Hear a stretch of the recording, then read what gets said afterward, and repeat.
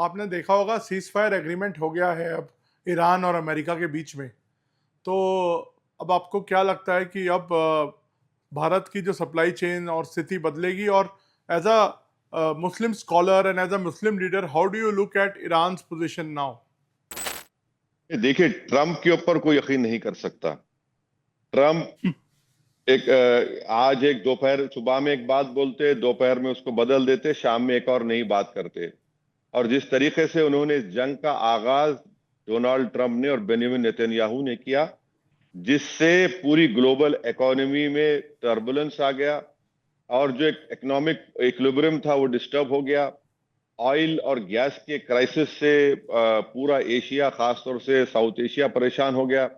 मुझे अफसोस इस बात का है कि देश के प्रधानमंत्री इसराइल जाकर इसराइल के नेसेट में खड़े होकर कहा था कि हम इसराइल के साथ हैं, तो प्रधानमंत्री ने पहले क्यों नहीं कह दिया नेतन्याहू को, जब उनके इतने करीबी दोस्त भी हैं, कि भाई बंद करो ये तमाशा, बंद करो ये सब, इससे तो पूरे पूरे इकोनॉमिक अर्थव्यवस्था जो है वो सबकी खराब हो रही है। तो सीज फायर हुआ है। सवाल यह है कि क्या ट्रंप अपनी बात पर कायम रहेंगे? क्या इसराइल को वो रोक पाएंगे? क्योंकि इसराइल के लोग आज भी कह रहे हैं कि हम अपने मनमानी करते रहेंगे। वो तो एक जेनोसाइडल स्टेट है जिसने करीब 6 लाख फलस्तीनियों को, जो रेफ्यूजीज हैं, इसराइल ऑक्यूपायर है, उनको उनको खत्म कर दिया, लेबनान पे बॉम्बिंग कर रहा है। तो ये हम तो उम्मीद कर रहे हैं कि पीस कायम हो जाए और लोग आराम से चैन से अपनी जिंदगी गुजार सकें। और आप एक बात याद रखिए कि भारत के बहुत बड़ी तादाद में हमारे नागरिक गल्फ में रहते हैं, चाहे वो दुबई हो, जी, सऊदी 1 अरब करोड़ हो। से ज्यादा लोग हैं। अब बहुत ज्यादा, और बहुत ज्यादा फॉरेन एक्सचेंज वहां पर आता है। अगर वहां की इकोनॉमीज को कुछ होगा तो डायरेक्ट हमारी जो जो जो रेमिटेंस है उस पे हमको तकलीफ पहुंचेगी। तो ये बहुत अहम मसला है। और सवाल ये है ना कि सर, आप देखिए कि हमारे 3 सी फेरर मारे गए, प्रधानमंत्री एक लफ्ज नहीं बोलते कंडेमनेशन का। आखिर क्या डरते हैं भाई अमेरिका से?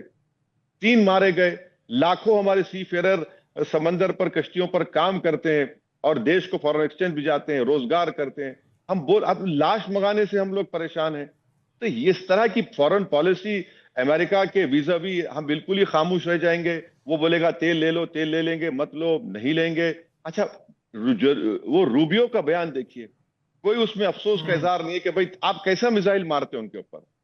वैसे भाई उसमें मिलिट्री शिप भी तो नहीं है, और फिर बेचारे परेशान है। तो ये सब गलत हो रहा है। देश के प्रधानमंत्री और सरकार को इसका स्ट्रिक्टली नोट लेकर आउटराइट कंडेम करना चाहिए। अमेरिका जो ये जो हमारे सी फेरर की हलाकत का बाइस बना है, उनकी मौत का जिम्मेदार बना है।